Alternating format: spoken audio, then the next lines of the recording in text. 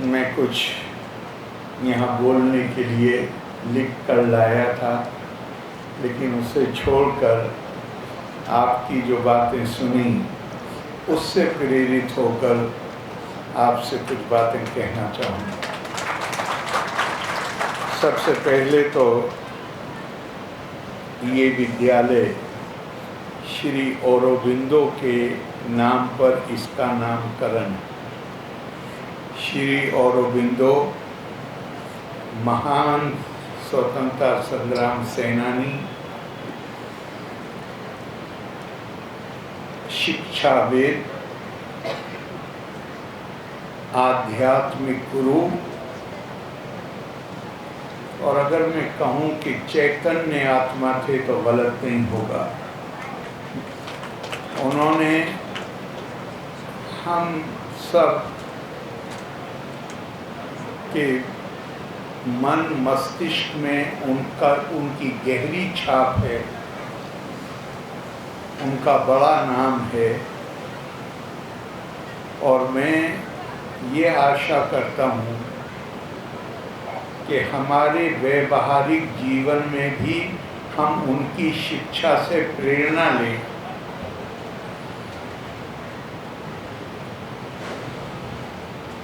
उन्होंने एक मौके पे कहा था, India is not merely a piece of land, India is power, India is god head. Bharat केवल भूमि का एक टुकड़ा नहीं है, ये दिव्य शक्ति का प्रतीक है। मैं ऐसे श्री औरोबिंदो को अपनी श्रद्धांजलि, श्रद्धा सुमन अर्पित करता हूँ उनकी स्मृति को, और मुझे पूरा विश्वास है कि ये विद्यालय जो न केवल उनके नाम पर इसका नाम है, यहाँ उनकी बड़ी मूर्ति भी लगी हुई है, ये हमारी कम से कम हमारी आने वाली नस्लों को उनके आदर्शों से, उनकी शिक्षा से प्रेरित करने का काम करता रहे। भारतीय जिसे दर्शन हम कह सकते हैं, व्यवस्था कह सकते हैं, हमारे यहाँ मानव जीवन को 4 आश्रम में बांटा गया है। पहला ब्रह्मचर्या है। ब्रह्मचर्या आमतौर से लोग लेते हैं कि ये इनका विवाह नहीं हुआ है। वो उसका अगर आप पारंपरिक और पुराना देखें तो वो उसका मतलब नहीं। उसका मतलब वो भी इस हद तक है कि विद्या अर्जन का काम एक चित्त होकर करना चाहिए। इसलिए जब तक विद्या अर्जित करनी है तब तक कोई ऐसा काम नहीं करना है जिसमें ध्यान बट जाए। ब्रह्मचर्या असल में हमारी परंपरा में उस जीवन के उस काल को कहा गया है जिसे हम विद्यार्थी कहते हैं। विद्या अर्जन का जो काल है वो ब्रह्मचर्या। तो यहाँ यूनिवर्सिटी विद्यालय से संबंधित लोग बैठे हैं जो उन विद्यार्थियों से उनकी का हर वक्त संबंध है, उनके लिए वो काम करते हैं। अभी हमारे माननीय मंत्री जी ने कहा स्टूडेंट सेंट्रिक,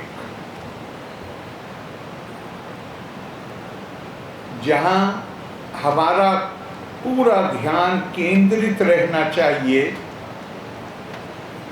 कि हम शिक्षा को कैसे बेहतर बना सकते हैं, हम विद्यार्थियों के लिए कैसे बेहतर वातावरण पैदा कर सकते हैं, कैसे शिक्षा के स्तर को ऊंचा उठा सकते हैं। और मैं यहाँ विद्यार्थियों से हटके, चूंकि चाहे शिक्षक हों और चाहे शिक्षकेतर कर्मी हों, आप हम सब भी उसमें शामिल हैं। जो लोग भी व्यवहारिक जीवन में हैं, जहाँ वो अपनी आजीविका कमाने के लिए मेहनत करते हैं, उसको हमारे यहाँ कहा गया है गृहस्थ आश्रम। और ये भी बहुत स्पष्ट बताया गया है कि गृहस्थ आश्रम जीने की कला क्या है, उसका तरीका क्या है। ब्रह्मनिष्ठो गृहस्था स्यात् तत्ज्ञान परायणा यद यद कर्मा पिर्किर्विता तद ब्रह्माणि समर्पयेत्।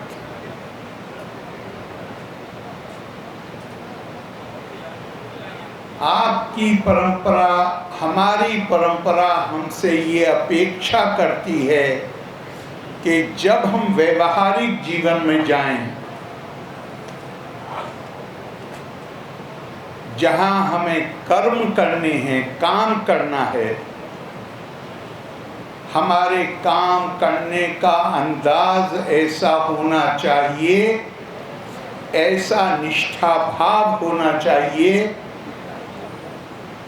ऐसा समर्पण होना चाहिए, जो स्थिति उस वक्त होती है जब आप देवालय में जाकर अपने इष्ट को कुछ समर्पित करते हैं। क्या इससे बेहतर कोई और तरीका हो सकता है इंसान को कर्तव्य परायणता सिखाने का? मैं जो कुछ भी कर, इस्लामी परंपरा में इसको तक़वा कहा गया। कोई मुझे देख रहा हो या ना देख रहा हो, इंसान देख रहा हो या ना देख रहा हो, कोई बड़ी ताकत है जो मुझे देख रही है। अगर वो भाव मेरे मन में रहेगा तो मैं अपनी जिम्मेदारियों को कैसे अदा करूंगा? पूरी ईमानदारी और निष्ठा के साथ।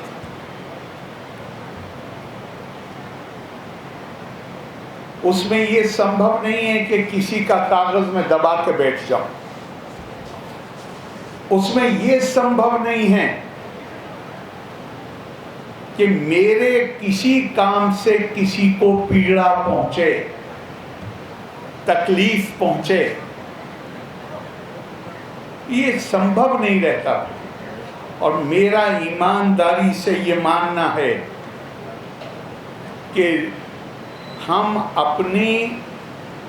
हमारे प्रधानमंत्री जी ने 2 साल पहले लाल किले की प्राचीर से पंचप्रण की बात की थी।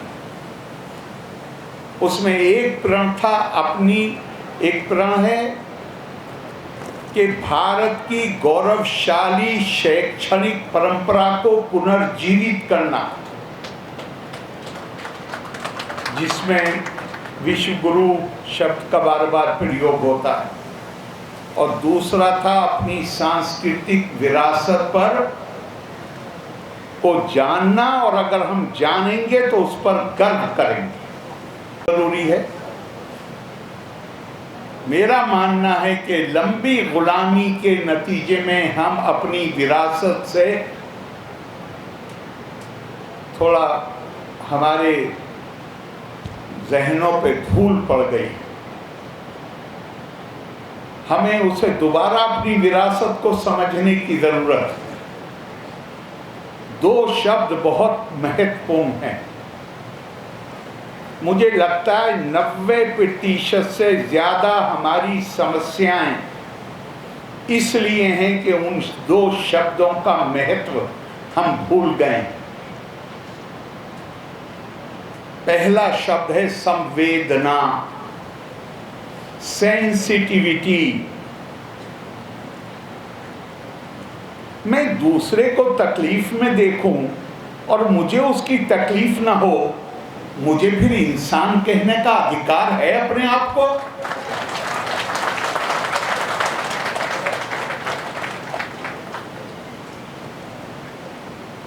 और इसका तरीका क्या शानदार तरीका है हमारी संस्कृति का। जो सबसे बड़ा आदर्श है इस संस्कृति का वो है एकात्मता। तुम्हारी शक्लें अलग हैं, तुम्हारी भाषाएं अलग हैं, बोलियां अलग हैं, तुम्हारे रस्मों रिवाज अलग हैं, तुम्हारी खाल का रंग अलग है। इस विविधता का सम्मान करो। तुम्हारे इबादत के पूजा पाठ के तरीके अलग हैं, इस विविधता का सम्मान करो, स्वीकार करो, लेकिन यहां रुको नहीं।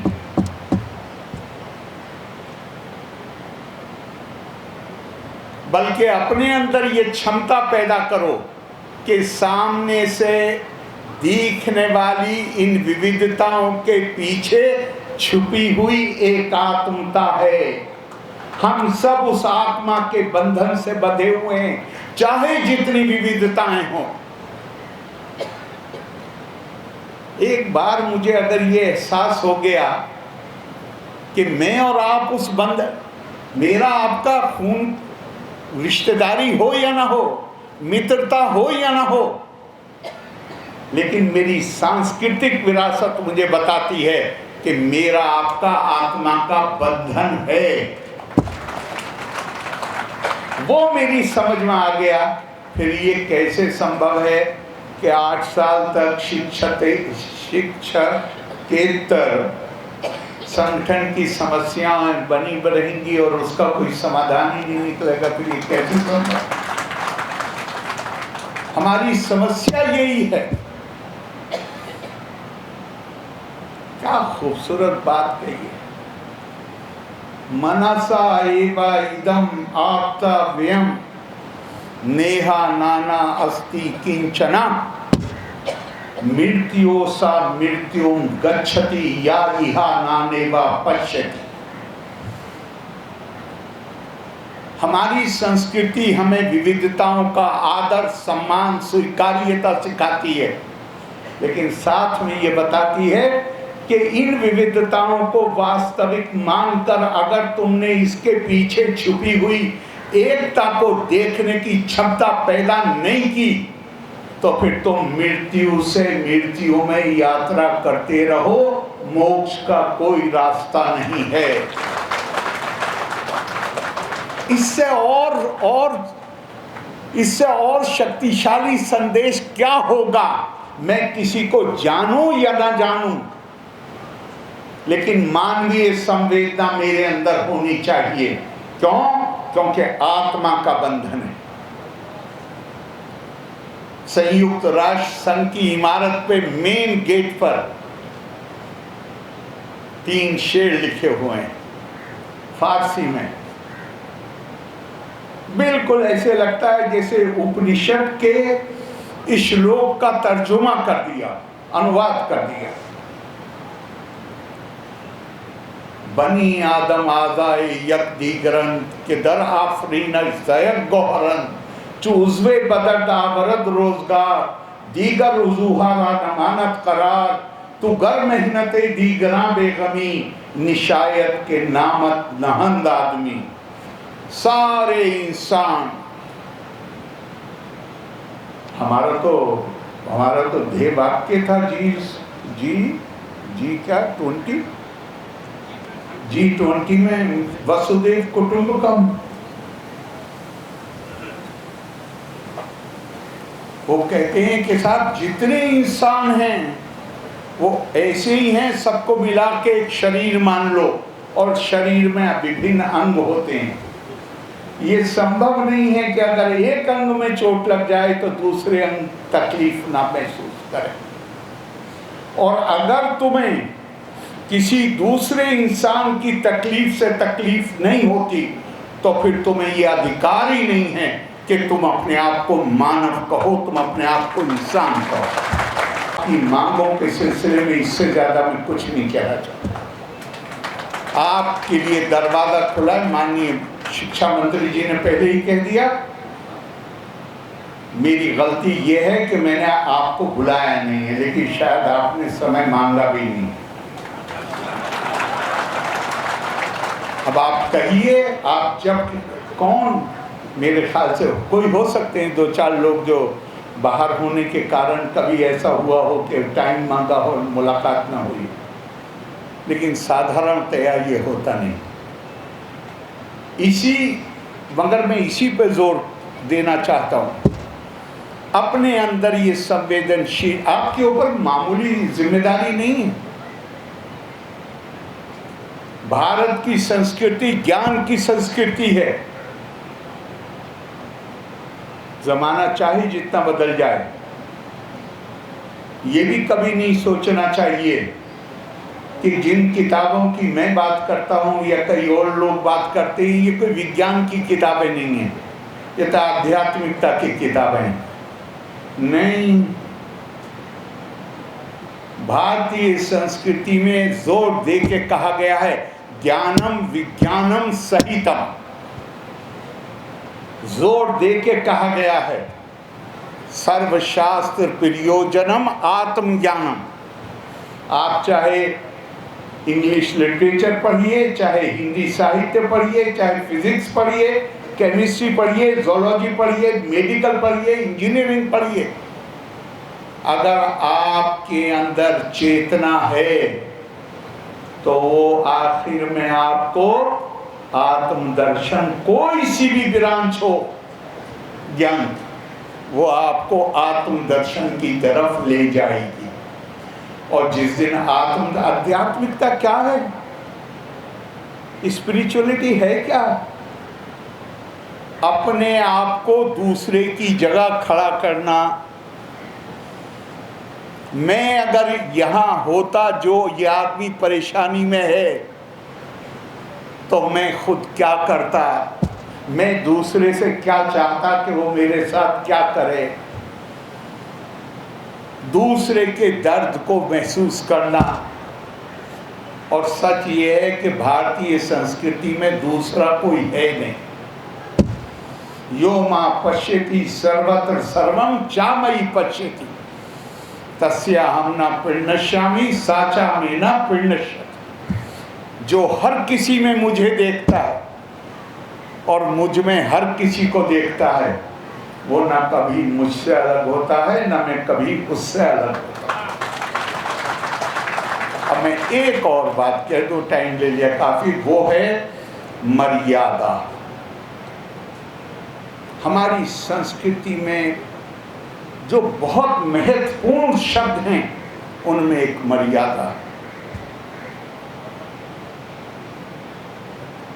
महत्वाकांक्षी होना चाहिए इंसान को।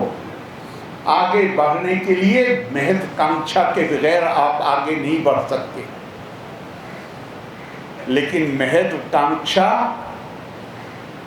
अगर किसी आदर्श चरित्र से मर्यादित नहीं है, तो वो महत्वाकांक्षा इंसानों के लिए, दुनिया के लिए खतरनाक बन जाती है।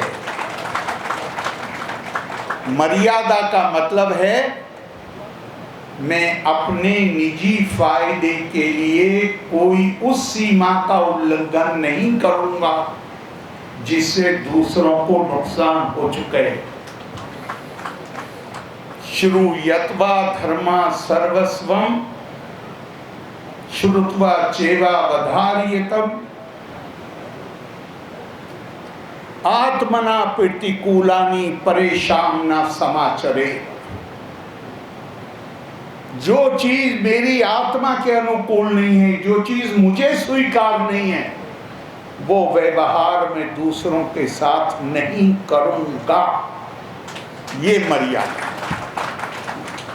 मैं रोजाना मैं लोगों से मिलता हूं और मैं आपसे सच कह रहा हूं,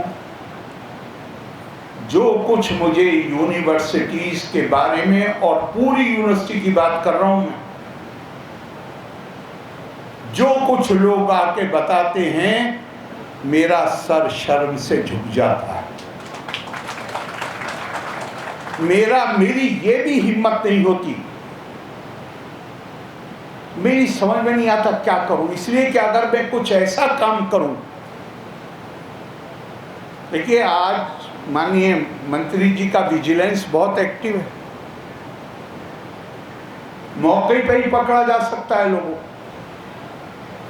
लेकिन गांव की एक मिसाल है कि अपना पांचा उठाओगे तो अपना घुटना दिखेगा। बिहार की शिक्षा पर बुरा नाम आए। मैंने कई मौकों पे अपने आप को रोका और मैंने हाथ जोड़ के कहा सबसे कि मैं कोई आपको आदेश नहीं दे रहा हूं, मैं आपसे विनती कर रहा हूं। मैं आपको सच कहूं, मेरा बस चले तो शिक्षा मंत्री जी नहीं, मैं भी इस पे पाबंदी लगा दूं कि यूनिवर्सिटी को हम कोई निर्देश दे सकते हैं। यूनिवर्सिटी को तो ऐसी इज्जत होनी चाहिए, ऐसा सम्मान होना चाहिए। मैंने केरल में कई दफा अपनी भाषण में कहा,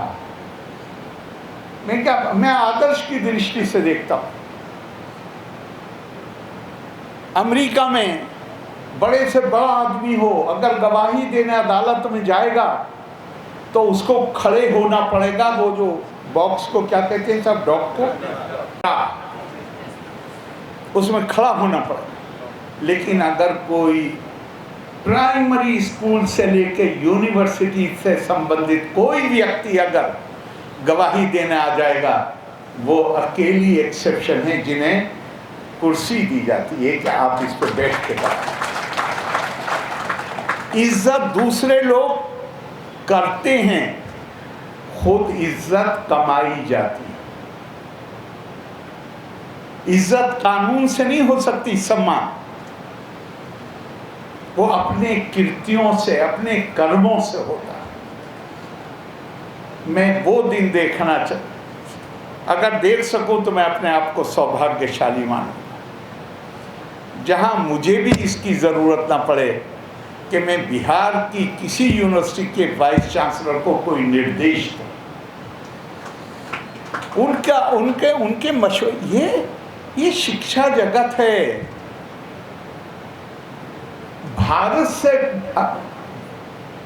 भारत के अलावा दुनिया का कौन देश हो सकता है जिसको शिक्षा का महत्व और शिक्षकों की, और शिक्षक काम नहीं कर सकते अध्यक्ष जी, जब तक आपके लोग वो माहौल नहीं बनाएंगे जो शिक्षा के अनुकूल है।